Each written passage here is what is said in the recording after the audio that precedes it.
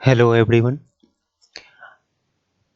आज की इस वीडियो में हम लोग अर्थमेटिक के कुछ ऐसे प्रश्नों को देखेंगे जो कि कॉम्पिटिटिव एग्जाम में पूछे जाते हैं। और इसमें हम लोग कुछ ऐसे ट्रिक्स को देखेंगे जो कि कॉम्पिटिटिव एग्जाम में आपको बहुत ही मदद करने वाले हैं, जिससे आपको टाइम की बचत होगी और आप ज़्यादा से ज़्यादा क्वेश्चन अटेम्प्ट करने के लिए सक्षम होंगे। सबसे बड़ा फैक्टर होता है कॉम्पिटिटिव एग्जाम में कि हमें टाइम की बचत करनी पड़ती है। यदि आप टाइम की बचत कर लेते हैं तो आप ज़्यादा से ज़्यादा क्वेश्चन को अटेम्प्ट कर पाइएगा। हमेशा हम लोग की शिकायत रहती है कि सर टाइम नहीं बचा, क्वेश्चन जानते हुए भी एक्स्ट्रा और क्वेश्चन को हम लोग नहीं बना पाए। तो इसका कारण ये है कि हम लोग कुछ ट्रिक्स को वहाँ पे अपना नहीं पाते हैं। हम लोग बेसिक मेथड से बनाते हैं, तो जिससे हमें टाइम की खपत होती है। तो उस टाइम को हमको बचाना है। जितने से ज़्यादा आप टाइम की बचत कीजिएगा, उतना ज़्यादा से ज़्यादा क्वेश्चन को अटेम्प्ट कीजिएगा।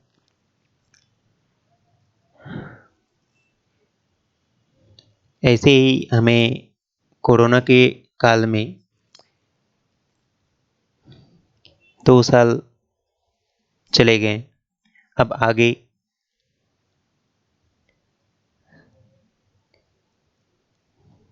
हमें समय को व्यर्थ नहीं करना है, अच्छे से जमकर तैयारी करना है। तो चलिए हम लोग आज की क्लास को स्टार्ट करते हैं और कुछ प्रश्नों को देखते हैं। उनमें से ये फर्स्ट क्वेश्चन हमारा है कि एक निर्माता किसी वस्तु को 18% लाभ पर थोक विक्रेता को कोई सामान बेच देता है ना। तो जितने उसका दाम था उसके 18% लाभ पर उसने थोक विक्रेता को बेच दिए। तो उसने अपने दाम का 118% यानी 18% ज़्यादा, यानी इसका मतलब क्या, 18% ज़्यादा में उसने बेच दिया। जैसे हम लोग देखते हैं कि एक्स है किसी वस्तु का मूल्य, तो उसने उसको बढ़ाकर 118% पर बेच दिया।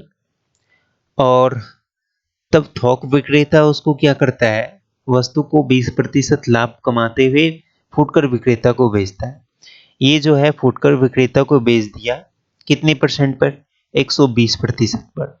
और तब जो है इसको कहता है कि वह फुटकर विक्रेता उसे ग्राहक को इतने रुपये में बेचता है। ये तो विक्रय मूल्य है, जबकि ये आपका क्या है, फुटकर विक्रेता का क्रय मूल्य है ना।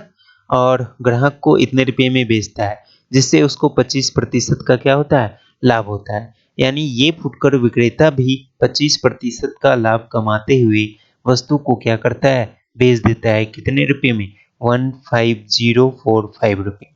बस इसको हम लोग को सॉल्व करना है और x का वैल्यू निकालना है। तो x का वैल्यू हमारा सॉल्व करने पे आएगा इतने रुपये। तो आपका ऑप्शन नंबर बी जो है वो राइट आंसर होगा। ये क्वेश्चन समझ में आ गया होगा। नेक्स्ट हम लोग देखते हैं, देखिए ये आपका है साधारण ब्याज से संबंधित। कहता है कि 26,000 रुपये की राशि 3 भागों में इस प्रकार विभाजित किया जाए कि 2 वर्षों का पहले भाग का 4% दर से ब्याज, है ना, फिर दूसरे भाग का 6% दर से ब्याज और तीसरे भाग का 8% दर से ब्याज परस्पर समान है। 2 वर्षों का, है ना। 2 वर्षों का मतलब क्या, सभी के लिए 2 ही वर्ष है ना। अब आपको कहता है कि सभी का ब्याज आपस में समान है, तो पहले भाग किसके बराबर होगा ये आपको बताना है। यानी पहले भाग आपको क्या होगा ये आपको पता लगाना है। तो यदि आपको ब्याज समान हो तो आपका जो राशि का अनुपात होता है वो उसके इंटरेस्ट के व्युत्क्रमानुपाती होगा। जैसे यदि आपको राशि का अनुपात निकालना है तो R1 इंटू T1, ठीक है। उसी प्रकार से 1/R2 इंटू T2, फिर 1/R3 इंटू T3, इसी तरह से ये बढ़ते जाएगा। ये रेशियो होगा आपकी राशि का, तो राशि का अनुपात। तो यहाँ पे आपको R1 आपको दिया हुआ है कितने परसेंट का, 4% का। चूंकि आपको समय जो है सभी के लिए समान है, तो आपको समय लेने की जरूरत नहीं है। तो 1/4 हो गया, और ये 1/6 हो गया, और ये 1 कितना, 8 हो गया। इस सभी का एलसीएम आपको कितना हो गया, 24। 24 से आप क्या कीजिए, सभी में गुना कर दीजिए। तो ये आपका जो रेशियो आ गया 6:4:3 आ गया। ये आ गया आपके प्रिंसिपल का, यानी तीनों भागों का अनुपात। आपको कहता है कि पहला भाग क्या है, तो पहले भाग निकालने के लिए रेशियो में हम लोग पढ़े हैं। पहले भाग निकालने के लिए फर्स्ट हम लोग लेंगे, और तीनों का योगफल कितना हो गया, 13, और टोटल राशि आपको दिया हुआ है कितना, 2600। इसको 26,000, इसको सॉल्व कीजिए। ये आपका कैंसिल हो गया कितने बार में, 2000 बार में। ये आपका आ गया कितना, 12,000, जो कि आपको ऑप्शन नंबर डी में है। ये मिस्टेक है, ऑप्शन नंबर डी में है, 12,000 रुपया। यही आपका आंसर हो गया।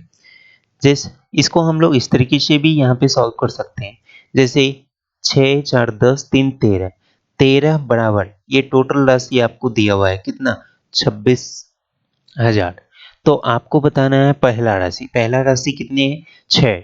तो 6 बराबर कितना होगा, तो 26,000 बटे 13 गुणे 6 आएंगे उतनी, ठीक है। नेक्स्ट हम लोग देखते हैं, देखिए कोई धनराशि साधारण ब्याज की दर से 600 रुपया पर पहले 2 वर्षों के लिए ब्याज दर 20% वार्षिक, अगले 4 वर्षों के लिए 5% वार्षिक दर, और शेष वर्षों के लिए आपको दिया हुआ है 6% वार्षिक है। तो 9 वर्षों के बाद कुल ब्याज आपको इतना रुपया प्राप्त होता है। तो मूलधन की राशि आपको बताना है। मूलधन की राशि जो है वो कितनी है, वो आपको पता लगाना है। देखिए आपको यहाँ पे दिया हुआ है 6% दर से पहले 2 वर्ष का ब्याज, सॉरी 600 रुपया पर पहले 2 वर्ष का ब्याज इतना है, अगले 4 वर्षों का ब्याज इतना है। आपको अंत में दिया हुआ है जो राशि आपको है, ये 600 रुपया को भूल जाइए। आपको जो भी राशि है वो तो हमको पता नहीं है, उस राशि का 9 वर्षों का कुल ब्याज जो है इतना रुपया मिलता है, ये ना आपको दिया हुआ है। तो इस 600 रुपया को हम लेकर क्यों माथापच्ची करें, है ना। तो हम लोग केवल इसके अनुसार से चलेंगे। देखिए ब्याज जो होता है हम लोग जानते हैं साधारण ब्याज R/T होता है। तो कोई भी प्रिंसिपल का आपको साधारण ब्याज, या इसको भूल जाइए, प्रिंसिपल का आपको साधारण ब्याज जो है पहले 2 वर्षों के लिए कितना है, 20%। तो R/T कितना हो गया, 40%, है ना। ये इंटरेस्ट हो गया 100 रुपया पर का। फिर उसी प्रकार से ये ब्याज जो है 5% दर है, कितने वर्षों के लिए, अगले 4 वर्षों के लिए, यानी 5 चौक कितना, 20% हो गया, यानी 20 रुपया हो गया 100 रुपया पर। और इसी प्रकार से शेष वर्ष कितना बचा, टोटल तो आपको दिया हुआ है 9 वर्ष। 9 वर्ष में आपको जो है ये 2 वर्ष, और ये अगले 4 वर्ष, 4 2 6 वर्ष चला गया, आपको बचा 3 वर्ष। तो 3 वर्ष के लिए जो आपका वार्षिक दर है, रेट परसेंट, वो 6%, यानी टोटल कितना हो गया, 18। 100 रुपये पे 18 रुपया, यानी इतनी प्रतिशत का आपको ब्याज मिला, जो कि आपको दिया हुआ है कितना, 3900। अब आपको बताना है वह राशि, राशि यानी कितने परसेंट, तो 100% बराबर क्या होगा। तो 3900 सभी को जोड़ दिए तो ये आपका आ गया 78 इंटू कितना, 100। ये आपका कैंसिल हो गया कितने टाइम्स में, ये आपका 50 टाइम्स में। तो आपका आंसर जो आ गया वो कितना आ गया, 5000, जो कि आपको ऑप्शन नंबर सी में। समझ में आ गया। ये सभी छोटी छोटी बातें आपको जो है एग्जाम में टाइम की बचत करेंगी। अगर यदि ये आप कर लेते हैं तो गारंटी है कि आप एग्जाम में ज़्यादा से ज़्यादा क्वेश्चन को अटेम्प्ट कर पाइएगा, और जितने ज़्यादा क्वेश्चन को अटेम्प्ट करिएगा, आपकी जो वहाँ पर एग्जाम को क्वालिफाई करने की जो क्षमता है वो आपका उतना ही ज़्यादा होगा। आप क्वालिफाइंग में गिने जाइएगा। तो चलिए हम लोग अगले प्रश्न को देखते हैं। अगले प्रश्न जो है वो आपका क्या है, देखिए। कहता है कि एक आदमी एक निश्चित दूरी अपनी नियमित चाल से 4 किलोमीटर की चाल से अधिक तेज चलकर तय करता है। मतलब जो भी उसकी चाल थी उसमें से 4 किलोमीटर प्रति घंटा उसने क्या किया, बढ़ा दिया। फिर देखिए, उसे ऐसा यदि करता है तो उसे, ये हो गया, यहाँ पे होगा तो उसे अनुसूचित समय, मतलब जितने भी समय उसको लगने थे, से 30 मिनट अधिक तेज चलकर तय करता है। इसका अर्थ क्या हुआ कि 30 मिनट उसको कम समय लगता है, अधिक तेज चलकर तय करता है, मतलब 30 मिनट का उसे कम समय लगता है। ठीक है, तो यहाँ पे आपको जो है ये कह रहा है कि आप मान लीजिए कि चाल जो है वो आपका है कुछ भी ए, है ना, और समय जो है वो आपका है एक्चुअल टाइम, वो है टी। अब कहता है कि जितने भी उसको समय जो है वो लगता है, जब वो चाल को बढ़ा देता है तब उसके द्वारा समय जो है 30 मिनट कम लगता है। इसको घंटे में बदल दीजिए, यानी 1/2। और इस तरह से चाल गुनी समय बराबर हमारा क्या होता है, दूरी, यानी s इंटू टी। तो ये पहले केस का हो गया। कब दूसरे केस में आपको कह रहा है कि यदि वह उसी दूरी को 2 किलोमीटर प्रति घंटा धीमी, यानी अपनी चाल को 2 किलोमीटर प्रति घंटा वो कम कर दिया, यानी चाल उसका क्या हो गया, a-2, और तब उसको अनुसूचित समय, जो भी निश्चित समय था, उससे 20 मिनट अधिक समय लगता है। तो 20 मिनट का अधिक समय लगता है, यानी टी समय था आपका निश्चित समय, और 20 मिनट अधिक, 20 मिनट का मतलब घंटा का 1/3 भाग। और इस तरह से उसको टोटल दूरी जो हो गया वो चाल गुनी समय बराबर ए इंटू टी हो गया। ठीक है, अब यहाँ पे देखिए, इसको यदि हम लोग मल्टीपल करते हैं तो ए इंटू टी ये तो कैंसिल हो जाएगा।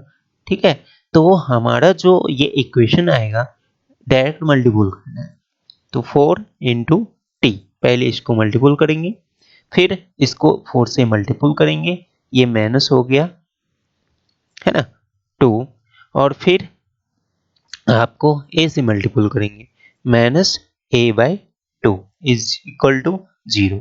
तो ये हमारा आ गया 4t -a/2 is equal to 2। First हमारा निकल गया। फिर उसी प्रकार से a इंटू टी, ये मल्टीपल करेंगे तो ये कैंसिल हो जाएगा, इसको मल्टीपल करेंगे तो -2 इंटू टी, और ये प्लस, इसको इससे मल्टीपल कीजिए तो ये आपका a/, कितना, 3, और माइनस प्लस हो गया, माइनस ये 2/3 इज इक्वल टू क्या, 0। तो इसी से हमारा दूसरा इक्वेशन जो है वो बन गया 2t plus a/3 is equal to 2/3। ये हमारा बन गया सेकेंड इक्वेशन। अब हम लोग को क्या करना है, इस दोनों इक्वेशन को सॉल्व करना है, और इस दोनों इक्वेशन को सॉल्व करने के लिए हम लोग इसको 2 से गुना कर देंगे। तो ये आपका कैंसिल हो गया, इसको 2 से गुना कर दिए तो 2a/3 और minus a/2 is equal to आपका हो गया 2 और प्लस 4/3। ठीक है, तो ये आपका जो है 2 इंटू 2 4, यानी a/6 हो गया, और ये आपका हो गया कितना, 10/3। ये आपका 2 से कैंसिल हो गया, a इज इक्वल टू कितना आ गया, 20। a का वैल्यू आ गया 20, यानी चाल आपको पता चल गया। आपको निकालना है समय, समय बराबर आपको कितना होगा, तो किसी भी इक्वेशन में आप वैल्यू को पुट कर दीजिए। तो ये आपका 4t इज इक्वल टू, इसको इस तरफ लेके आते हैं तो ये आपका 2 और प्लस a/2 यानी कितना, ये 20/2, ये आपका 10 बार में कैंसिल हो गया। ये 4t इज इक्वल टू कितना 12, ये आपका 3 से cancel, t is equal to कितना हो गया 3। आपको यहाँ पे निकल गया समय भी। आपको निकालना है दूरी, दूरी बराबर हम लोग जानते हैं चाल गुने समय, तो 20 गुने 3 बराबर कितना 60। तो ये आपका आंसर हो गया कितना ए नंबर।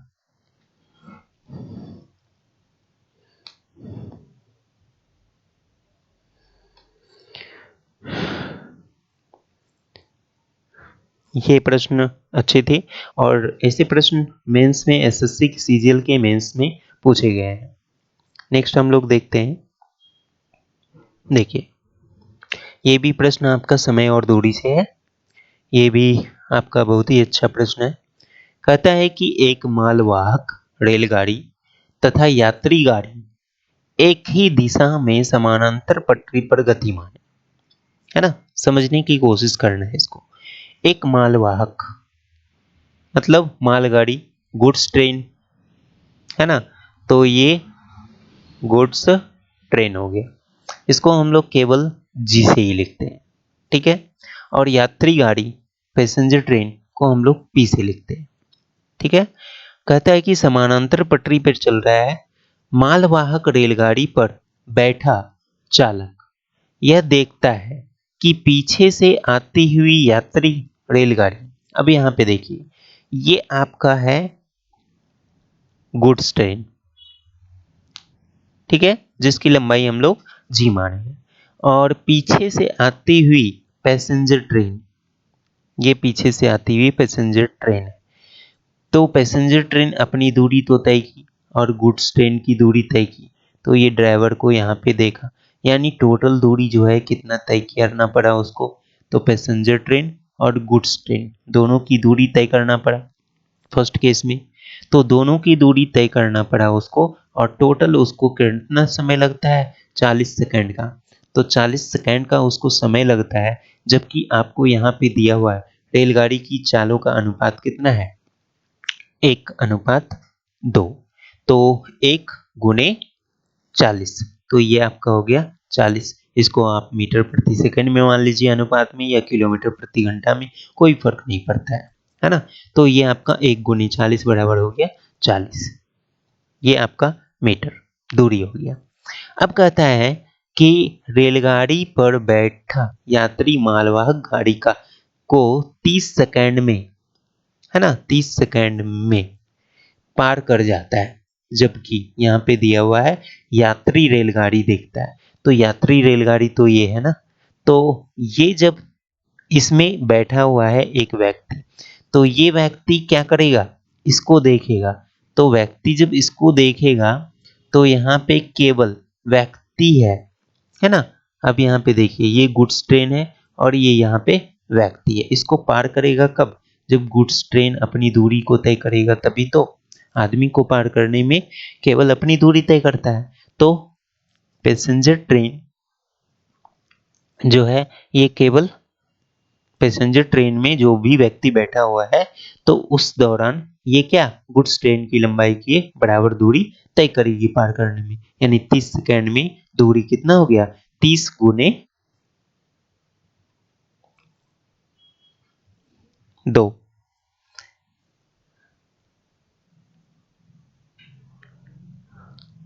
बराबर कितना हो गया 60, ठीक है।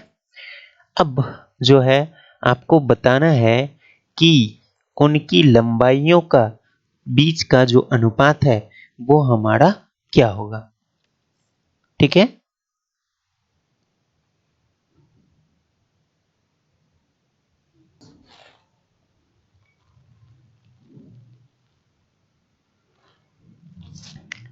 हाँ सॉरी, यहाँ पे गुड्स ट्रेन पार कर रही है, तो गुड्स ट्रेन का जो आपका दिया हुआ है चाल वो कितना है 1 है, तो 30 × 1 इज इक्वल टू कितना होगा 30, तो ये आपका कितना हो गया 30 into 1 is equal to 30 metre. ये हो गया आपका दूरी। इस दौरान हमको दोनों ट्रेन एक समानांतर दिशा में चल रही है और हम लोग जानते हैं समानांतर दिशा में चाल क्या होता है, वो दोनों के अंतर का अनुपात। ये इतने स्पीड से चल रही है, ये इतने स्पीड से चल रही है, तो जो वास्तविक चाल होगी इसका कितना 2 इंटू 2-1। ये आपको दिया हुआ है 2:1 के अनुपात में, तो 2-1 बराबर कितना 1 मीटर पर सेकेंड। तो इसलिए 40 इंटू 1 आपने किया है, तो ये आपका हो गया 40 मीटर। आपको पता लगाना है दोनों की लंबाइयों के बीच का अनुपात। तो लंबाइयों के बीच का अनुपात यहाँ पे देखिए, ये दोनों का पैसेंजर ट्रेन और गुड्स ट्रेन का है। अब आपको लंबाइयों का अनुपात आपको पता लगाना है। तो पहले क्या है गुड्स ट्रेन, तो गुड्स ट्रेन का आपको दिया हुआ है कितना 30, और पैसेंजर ट्रेन, यदि passenger train plus goods train को यदि हम लोग हटा दें इसमें, तो बच गया पैसेंजर ट्रेन। तो पैसेंजर ट्रेन का लंबाई कितना हो गया 40-3, यानी आपका ये हो गया 30 और 10, ये रेशियो हो गया 3:1 का, जो कि आपको ऑप्शन नंबर किसमें है बी। ये क्वेश्चन बहुत ही अच्छा क्वेश्चन था, जबकि इसमें बनाने के लिए हमको कितना समय लगा आप देख ही रहे हैं, है ना। तो यदि आपको प्रैक्टिस है इस क्वेश्चन को, तो आपको ज़्यादा समय नहीं लगने वाले। ये सभी मेंस प्रिपरेशन के लिए इसकी प्रैक्टिस बहुत ही ज़रूरी है। तो नेक्स्ट हम लोग देखते हैं। देखिए ये आपको दिया हुआ है लाभ और हानि चैप्टर से, और ये आसान क्वेश्चन है आपके लिए। कहता है कि बिक्री के समय सिलाई वस्त्रों का मूल्य जो है आपको 25% छूट देने की घोषणा करती है ना। यदि कोई खरीदार 400 रुपये की छूट लेना चाहता है, तो उसे 320 रुपये मूल्य वाली कितनी कमीजें खरीदना पड़ेगा। अब देखिए आपको बताना है कि कितने गुड्स आपको लेना है कमीजें, तो 320, जबकि वो छूट कितना देता है 25%, का मतलब क्या होता है 1/4, यानी 320 का कितना 1/4 80 रुपया हो गया। 80 रुपये की छूट होता है, जबकि वो एक कमीज को बेचता है। आपको टोटल कितने कमीज चाहिए ताकि 400 रुपये की छूट हो, तो 400 रुपये की छूट करने के लिए इसको क्या करेंगे 5 से गुना कर देंगे, तो इसको भी 5 से गुना कर देंगे, यानी कितनी वस्तु चाहिए 5 वस्तु चाहिए आपको 400 रुपये की छूट लेने के लिए। ठीक है, आसान क्वेश्चन था ये।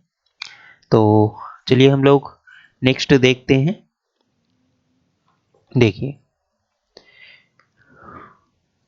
कहता है कि 3 संख्याएं ऐसी है, पहली 2 संख्याओं का औसत आपको दिया हुआ है। तो मान लीजिए ये पहली संख्या ए है और बी दूसरी संख्या है, और दोनों का औसत, औसत को यदि हम लोग गुना करते हैं उसकी संख्याओं से, तो ये योगफल निकलता है। तो योगफल बराबर आपका कितना हो गया 2 गुना 2 बराबर 4। कहता है कि अंतिम 2 संख्याओं का औसत, अंतिम 2 संख्याओं कितना 3 संख्या है, तीसरी संख्या मान लीजिए सी, है ना। तो अंतिम 2 संख्या यानी बी प्लस सी आपको कितना आएगा 3 दूनी 6। और फिर कहता है पहली और अंतिम संख्या, तो पहली संख्या कितना है ए, और अंतिम संख्या आपने किया माना है सी, तो दोनों का औसत आपको दिया हुआ है 4, औसत को 2 से गुना कर दी, तो यह आपका कितना हो गया 8। यह आपका संख्याओं का योगफल हो गया। आपको बताना है तीनों संख्याओं का औसत। तो यदि आप इस सभी को जोड़ देते हैं, तो 2 into A plus B plus C is equal to आपको कितना आ गया 18। तो तीनों संख्याओं का योगफल आपको जो है वो कितने निकल गए, सॉरी 9, है ना। आपको बताना है औसत। तो औसत योगफल को यदि हम लोग संख्याओं से भाग दे दें, तो ये आपका क्या बतलाता है एवरेज। तो एवरेज बराबर कितना हो गया 9/3, यानी आपका ऑप्शन नंबर किसमें सी, ये आपका आंसर होगा। समझ में आया। नेक्स्ट हम लोग देखते हैं। देखिए कहता है कि एक मोटर चालक 150 किलोमीटर दूरी के स्थान पर स्थान की यात्रा जो है 50 किलोमीटर प्रति घंटा की चाल से चलता है। और वापसी, देखिए जो दूरी उसने तय किया उसी दूरी को वो वापसी में तय करेगा, अलग अलग चाल से, x किलोमीटर और y किलोमीटर की चाल से। तो एवरेज जो स्पीड होगी, एवरेज स्पीड जो होती है वो 2 into X Y divide by X plus Y, है ना। तो यहाँ पे आपको दिया हुआ है, उसमें हमको दूरी से कोई मतलब नहीं है, तो इससे हमको कोई मतलब नहीं है। आपको केवल 2 इंटू पहली चाल और गुनी दूसरी चाल आपको दिया हुआ है कितना, 30, और दोनों का प्लस करेंगे तो 80। ये आपका कैंसिल हो गया 2 से 40 बार में, ये आपका 0 कैंसिल हो गया, ये 4 2 से काटेंगे 25, और ये 4 को 2 से काटेंगे 2, तो ये आपका आ गया 75/2, जो कि हो गया 37.5, जो कि आपका ऑप्शन नंबर किसमें है, ए में। तो आंसर हो गया आपका ए। ये एवरेज स्पीड का फॉर्मूला है, यदि सेम दूरी वो तय करता है तब। अगर यदि अलग अलग दूरी तो तय करता है तो कुल दूरी बटे कुल समय, यह आपका एवरेज स्पीड होगा। ठीक है, चलिए नेक्स्ट हम लोग देखते हैं। देखिए आपको यहां पे कहा रहा है ये ए बी सी और डी सभी का अनुपात आपको दिया हुआ है ना। कहता है कि बी को सी से 270 रुपया अधिक मिला, बी को सी से, यानी दोनों का अंतर कितना है, 3, है ना। और 3 बराबर आपको दिया हुआ है कितना, 270। आपको कहता है कि डी का हिस्सा, डी कितना है, 5 ही ना। तो यहाँ पे देखिए 3 बराबर आपको दिया हुआ है 270, तो 5 बराबर क्या होगा, 270/3 गुने कितना, 5। सॉल्व कीजिए, ये आपका 90 बार में कैंसिल, यानी 450, ये आपका आंसर हो गया, है ना। आप इसको इस तरह से निकाल सकते हैं, 3 इज इक्वल टू 270, तो 5 इज इक्वल टू कितना, 270 डिवाइड बाई 3 इंटू 5, बस सॉल्व कर देंगे, ये आपका 450 है। समझ में आया। नेक्स्ट हम लोग देखते हैं। देखिए ये सवाल भी बहुत अच्छा है, ये सवाल एसएससी के पीटी और मेंस और सीजीएल में, सीपीओ में, एमटीएस में भी ये पूछा गया है, डाटा एंट्री में भी ये पूछा गया है। तो देखिए इसको इसको हम लोग कैसे आसानी से बना सकते हैं, इसके लिए सबसे अच्छा ट्रिक क्या है।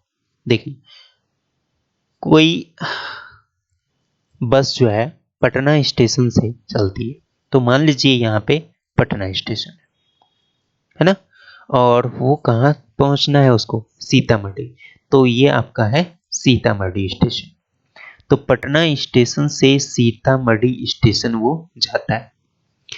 पटना स्टेशन पे वो 5 बजे सुबह में चलती है और सीतामढ़ी 9 बजे सुबह में उसी दिन पहुंच जाती है ना। इस तरह से वो चली और कहती है दूसरी बस सीतामढ़ी बस स्टेशन से 6:30 सुबह में चलती है, तो ये सीतामढ़ी स्टेशन से चली 6:30 पे,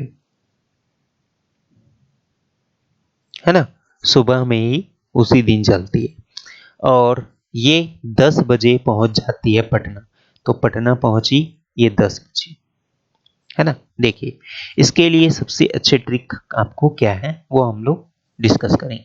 सबसे पहले इस दोनों का डिफरेंस देखेंगे, कितने घंटे का, तो 5 घंटे का। ऐसी डायग्राम आपको इसमें बनाना है, और इसको जाने में लगा समय जो है 5, जाने में कितना समय लगा, तो 4 घंटे का समय इसको लगा। इसको यहां से यहां तक जाने में कितना समय लगा, तो 3 घंटे, 3.5 घंटे का समय लगा, है ना। अब देखिए हमको करना क्या है, ये आपका है, इस दोनों को हम लोग देखिए, ये जो समय है और ये जो समय है इस दोनों को गुना करना है। ये आपको बतलाएगा एक्चुअल टाइम, ठीक है, मतलब रिक्वायर्ड टाइम।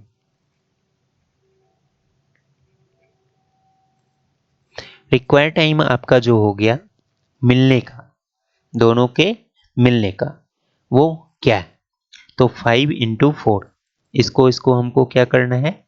मल्टीपल करना है और इस दोनों को ऐड करके डिवाइड करना है। तो ये आपका 4 और प्लस 3.5, सिंपल है। इसको सॉल्व करेंगे 20/7.5, ये आपका हो गया। तो इसको हम लोग सॉल्व करेंगे 25 से 8 टाइम्स में, 25 से ये 3 टाइम्स में, यानी 2/3।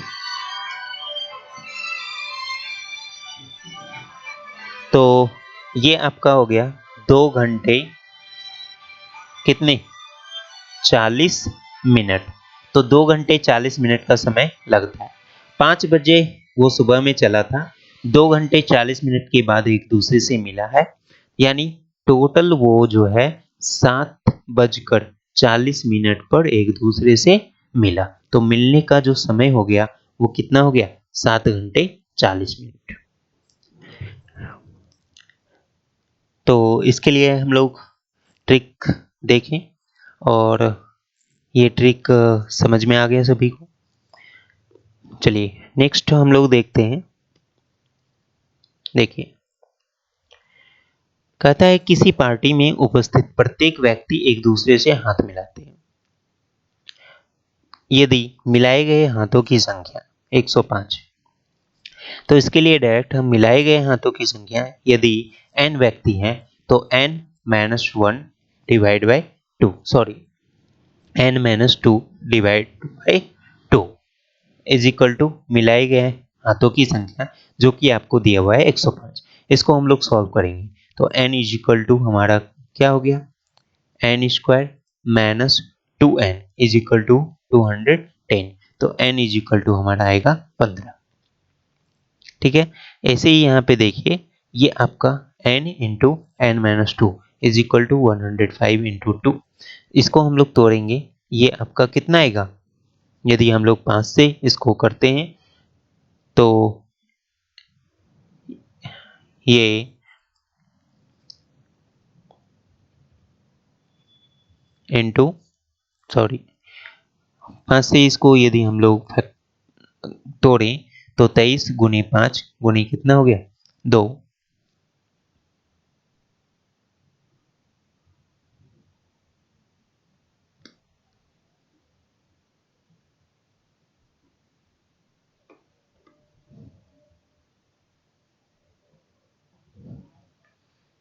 देखिए ये आपका हो गया 21 गुने 5, और ये आपका हो गया 7 गुने 3 गुने 5 गुने कितना? 2। आपको यहाँ पे क्या करना है? 2 का अंतर में देखना है।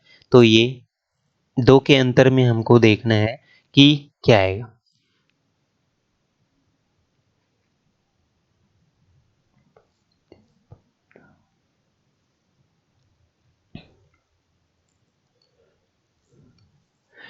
सॉरी, मेरे थोड़ा कॉल आ रहा था, इस कारण से ये मिस्टेक हो गई।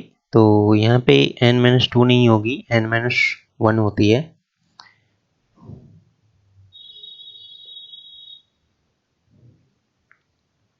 ना?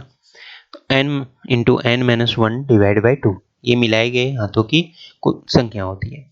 तो यहाँ पे आपको इसको देखना है कि फैक्टर हमारा 1 के सब्सट्रैक्शन करने पे आना चाहिए। तो ये आपका हो गया 15 और गुनी 14, दोनों का अंतर आपका कितना हो गया? 1 का। तो यहाँ पे आपको 1 का अंतर हो गया, जिसमें से आपका जो बड़ा वाला है वो आपका आंसर हो गया, यानी n का जो वैल्यू है वो आपका कितना हो गया? 14। क्योंकि इसको हम लोग घटाएंगे, घटाएंगे तो ये माइनस में आएगा, तो माइनस वाला आपको नहीं लेना है, माइनस वाला तो हो ही नहीं सकता है, इसलिए हमको लेना है प्लस वाला। तो ये आपका आंसर हो गया कितना? 15। चलिए हम लोग नेक्स्ट देखते हैं। देखिए यहाँ पे आपका ये छूटा हुआ है। यहाँ पे कहता है कि एक बर्तन में दूध और पानी का अनुपात, मैं इसको देखता हूं ये क्या है। यहाँ पे आपका होगा 1। कहता है कि दूध और पानी का अनुपात 4:1 के अनुपात में है। जब इस मिश्रण का 20 लीटर निकालकर उतना ही पानी डाल दिया जाता है तो मिश्रण में दूध और पानी का अनुपात जो है 2:3 होता है। तो प्रारंभ में दूध कितना हो, ये आपको पता लगना है। तो चलिए हम लोग देखते हैं। ऐसे प्रश्न को बनाने के लिए आपको क्या करना है, पहले की रेशियो दूसरे जो रेशियो है वो आप इस तरीके से लिख दीजिए। सबसे सिंपल तरीका है ये। और इसके क्रॉस मल्टीपल का जो डिफरेंस है वो हमको लिखना है।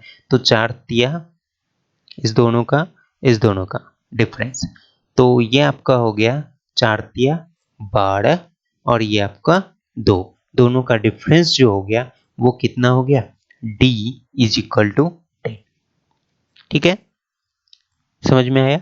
अब देखिए आपको क्या करना है, जितने लीटर निकालना है और जितने लीटर डालना है, ठीक है, टोटल अमाउंट ले लीजिए, डिवाइड बाय दोनों रेशियो का एडिशन।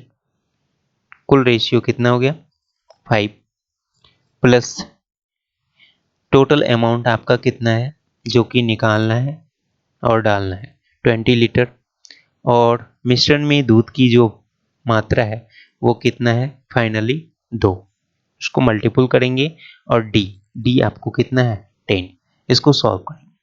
ये आपका हमारा कितना हो गया, ये 4 से कैंसिल, ये 0 0 कैंसिल, ये 4 4 कितना 8 आ गया। यानी जो आपका जो वैल्यू आ गया वो हमारा कितना आ गया 8, यानी x यानी कांस्टेंट वैल्यू जो हमारा आ गया वो 8 आ गया। आपको निकालना है मिश्रण जो है बर्तन में दूध की मात्रा जो है वो कितनी है। तो दूध की मात्रा कितनी है 4x की, तो 4 गुने 8 बराबर कितना 32। ये आपका हो गया आंसर। दूसरा इसी का मेथड हम लोग सिंपली जैसे हम लोग बनाते हैं 4x, ये हो गया दूध की मात्रा, और x जो हमारा हो गया वो पानी की मात्रा। 20 लीटर में दूध हमारा कितना निकल गया, तो 20 लीटर का 4/5 भाग दूध हो गया और 20 लीटर का 1/5 भाग ये हमारा क्या हो गया पानी। और उतना ही पानी हम लोग डाल दें, यानी 20 लीटर मिश्रण निकाले, 20 लीटर केवल पानी डालें। और इस तरह से दोनों का रेशियो जो है 2:3 में हो गया। अब इसी को हम लोग सॉल्व करेंगे। इसको सॉल्व करेंगे, ये आपका 4 बार में कैंसिल हो गया, ये 5 से 4 बार में कैंसिल हो गया। ठीक है, तो ये आपका 4x minus 16 into 3, cross multiple भी कर दिए, इसको इस तरफ लाएंगे 2 इंटू एक्स, और ये आपका हो गया प्लस कितना 16। अब इसको हमको सॉल्व करना है, तो ये आपका हो गया 4 तिया 12x और माइनस 48 बराबर आपका 2x प्लस 32। इसको इस तरफ लाएंगे तो 10x और इसको इस तरफ लाएंगे, ये आपका हो जाएगा प्लस 80। ये आपका 0 0 कैंसिल, यानी x बराबर आपको कितना आ गया 80। आपको बताना है दूध की मात्रा, तो दूध की मात्रा कितनी है 4x, यानी 4 गुनी 8 बराबर कितना 32। ये आपका जनरल मेथड हो गया और ये आपका इसके लिए ट्रिक हो गया। ट्रिक आपका क्या हो गया, यदि ये अमाउंट आपको दिया हुआ है, अमाउंट को a मान ली, ये डिफरेंस हो गया है ना। तो हमको करना क्या है, करना फर्स्ट ये है कि जो कांस्टेंट वैल्यू आपको निकालते हैं वो कांस्टेंट निकालने के लिए आपको क्या करना है, टोटल अमाउंट जो आपको निकालना है मिश्रण से, है ना, और डिवाइड बाय फर्स्ट का रेशियो यानी 4 + 1, the sum of the first ratio, plus total amount into second में फर्स्ट जो रेशियो है मिल्क का वो जो कि आपको दिया हुआ है 2 डिवाइड बाय डी, ये हमको करना है। ये आपको बताएगा कांस्टेंट, और कांस्टेंट को यदि आप 4 से मल्टीपल कर दीजिएगा तो ये आपको दूध की मात्रा, और यदि आपका 1 है तो ये आपका हो गया पानी की मात्रा। चलिए नेक्स्ट हम लोग देखते हैं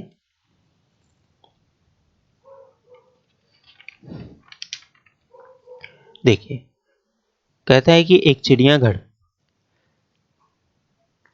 कुछ बाघ और मोर है।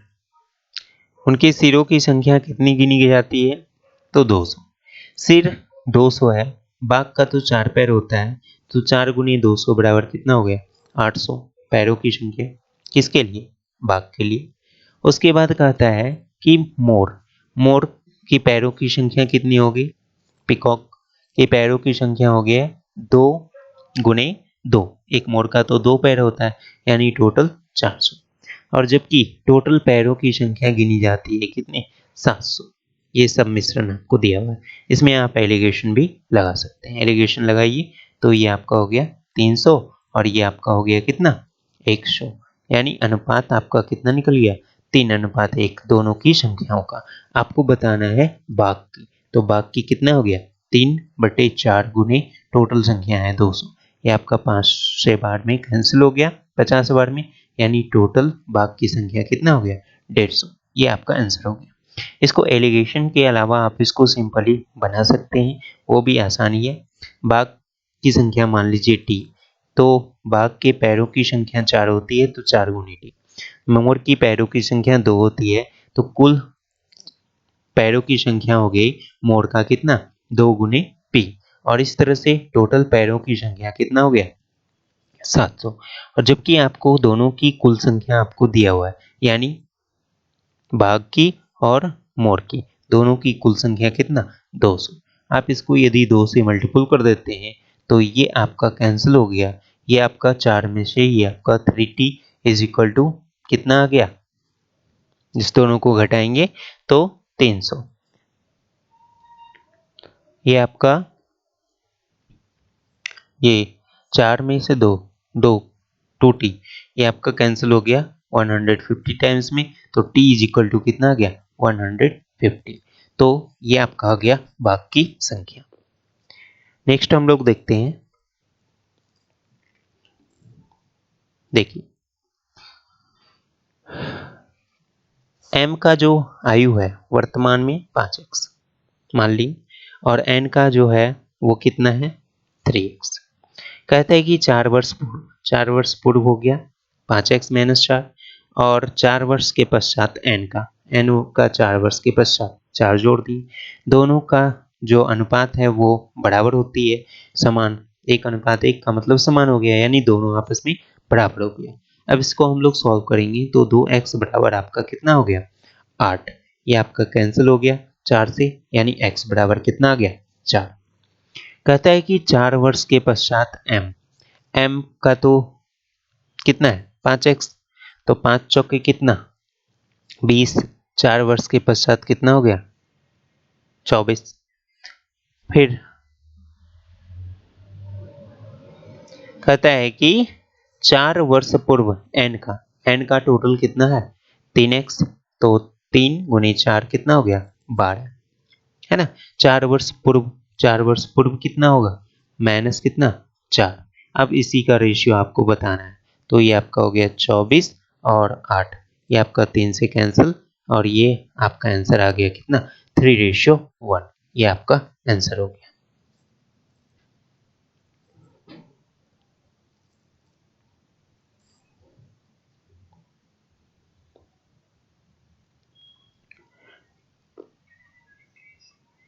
नेक्स्ट हम लोग देखेंगे।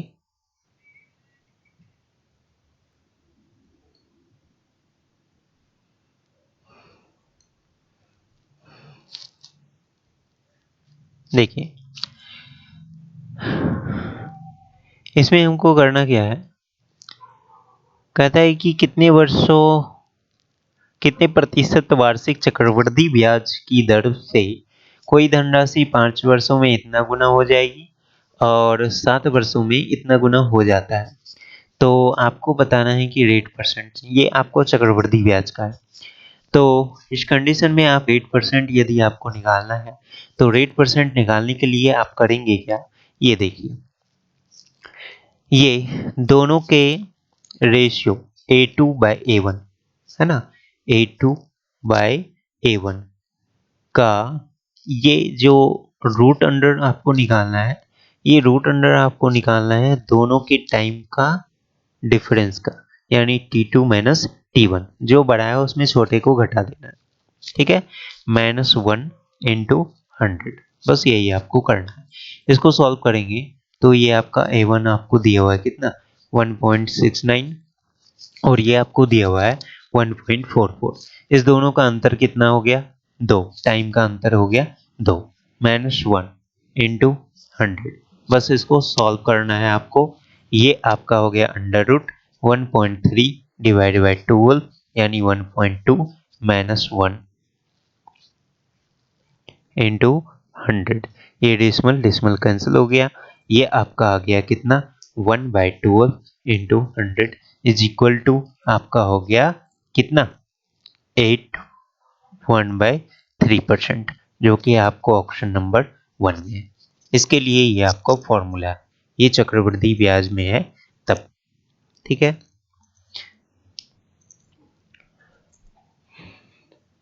नेक्स्ट हम लोग देखते हैं, सॉरी, ये 15 क्वेश्चन हमने देखा, और 15 क्वेश्चन में हमने देखा कि किस किस टाइप के क्वेश्चन के लिए कौन कौन से ट्रिक हम लोग अपनाएंगे।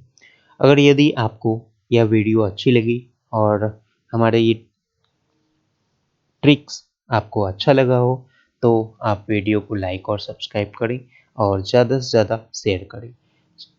आगे हम लोग फिर से कुछ प्रश्नों के साथ मिलेंगे और कुछ ट्रिक के साथ मिलेंगे। आज के लिए बस इतना ही। आप सभी को वीडियो अंत तक देखने के लिए धन्यवाद।